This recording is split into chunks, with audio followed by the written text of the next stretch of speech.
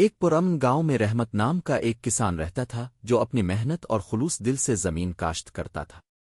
وہ اپنے اچھے اخلاق کی وجہ سے جانا جاتا تھا۔ گاؤں والے اس کی عزت کرتے تھے کیونکہ وہ ہمیشہ دوسروں کی مدد کرتا، نرم دل تھا اور ہر کسی سے محبت سے بات کرتا تھا۔ یوسف جو کہ ایک پرجوش نوجوان تھا، اپنے گاؤں کے قریب ایک چھوٹے سے گاؤں میں آیا۔ وہ کامیاب ہونے کے لیے بے چین تھا، لیکن اس کا مزاج بہت تیز تھا۔ وہ چھوٹی چھوٹی باتوں پر غصہ ہو جاتا اور دوسروں سے جلدی لڑ پڑتا تھا۔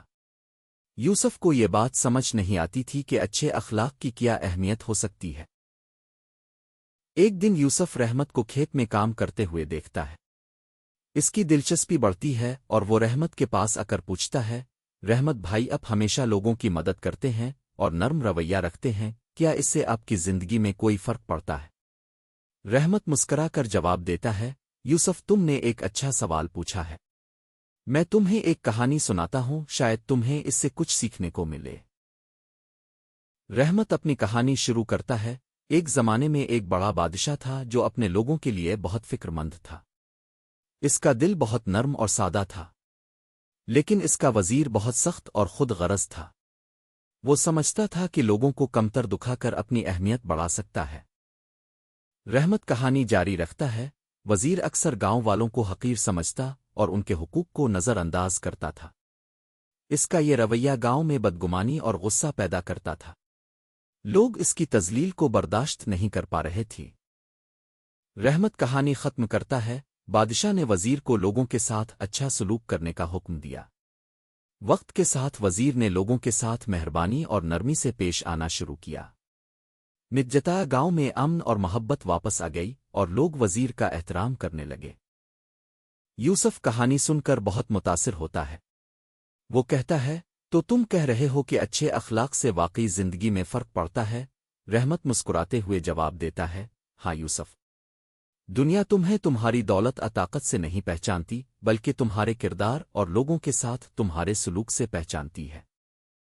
اگلے دن یوسف بازار میں ہوتا ہے اور وہ ایک بزرگ شخص کو سامان اٹھاتے ہوئے دیکھتا ہے۔ پہلے وہ شاید اس کی مدد نہ کرتا، مگر آج کچھ مختلف محسوس ہوتا ہے۔ وہ بزرگ کی طرف بڑھتا ہے اور کہتا ہے، بابا جی، اب کا سامان لے چلوں؟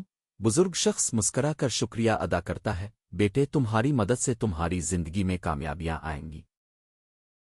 یوسف نے محسوس کیا کہ چھوٹے چھوٹے اچھے کام کتنے لوگوں کو خوش کر دیتے ہیں۔ وہ روزانہ کسی نہ کسی کی مدد کرتا، کسی کو خوش اخلاقی سے بات کرتا اور لوگوں کے ساتھ احترام سے پیش آتا۔ اس کی زندگی میں ایک نیا سکون محسوس ہونے لگا تھا۔ یوسف اب لوگوں کے ساتھ نرم مزاج اور سمجھداری سے بات کرتا تھا۔ وہ جلدی غصہ نہیں آتا تھا اور لوگوں کے نقطہ نظر کو سمجھنے کی کوشش کرتا تھا۔ اس کا رویہ بدل گیا تھا اور گاؤں والے اس کی عزت کرنے لگے۔ ایک دن یوسف رحمت سے ملتا ہے اور کہتا ہے، رحمت بھائی، اب مجھے سمجھ آئی ہے کہ اچھے اخلاق سے ہماری زندگی بدل جاتی ہے۔ اب میں جانتا ہوں کہ دنیا میں صرف اپنے لیے جیتنا نہیں ہے، بلکہ دوسروں کے لیے بھی اچھے اخلاق کا مظاہرہ کرنا ہے۔ رحمت مسکراتے ہوئے جواب دیتا ہے، یوسف، جب انسان دوسرے لوگوں کے ساتھ حسن سلوک کرتا ہے تو نہ صرف وہ خود بہتر بنتا ہے، بلکہ پورا معاشرہ بہتر ہوتا ہے۔ یوسف کی تبدیلی کے اثرات گاؤں میں پھیلنے لگے۔ دوسرے نوجوان بھی اس کی طرح دوسروں سے حسن سلوک کرنے لگے۔ گاؤں میں محبت، بھائی چارہ اور ہم آہنگی کی فضا قائم ہو گئی۔ لوگ ایک دوسرے کی مدد کرنے لگے اور گاؤں میں ترقی شروع ہو گئی۔ ایک شام یوسف اور رحمت درخت کے نیچے بیٹھے تھے اور سورج غروب ہو رہا تھا۔ یوسف کہتا ہے، رحمت بھائی، اب میں سمجھتا ہوں کہ آپ نے جو کہا تھا وہ درست تھا۔ ہمارے گاؤں میں اب محبت ہے اور ہم سب ایک دوسرے کے ساتھ حسن سلوک سے رہتے ہیں۔ رحمت مسکراتے ہوئے کہتا ہے، یوسف، جب ہم اچھے اخلاق اپناتے ہیں تو نہ صرف ہماری زندگی بدلتی ہے، بلکہ پورے معاشرے میں سکون آ جاتا ہے۔ سالوں بعد یوسف گاؤں کا ایک معزز رہنما بن چکا تھا۔ وہ ہمیشہ نرم مزاج اور احترام سے لوگوں سے بات کرتا تھا۔ اس کے اخلاق کی بدولت گاؤں کا ماحول اور بھی بہتر ہو گیا تھا۔ یوسف نے ہمیشہ رحمت کی سکھائی ہوئی باتوں کو یاد رکھا اور وہ ہر نسل کو اچھے اخلاق کا پیغام دیتا رہا۔ گاؤں میں محبت اور بھائی چارہ قائم رہا اور یہ بات ہمیشہ یاد رکھی گئی کہ اچھے اخلاق سے انسان اپنی زندگی اور پورے معاشرے کو بہتر بنا سکتا ہے۔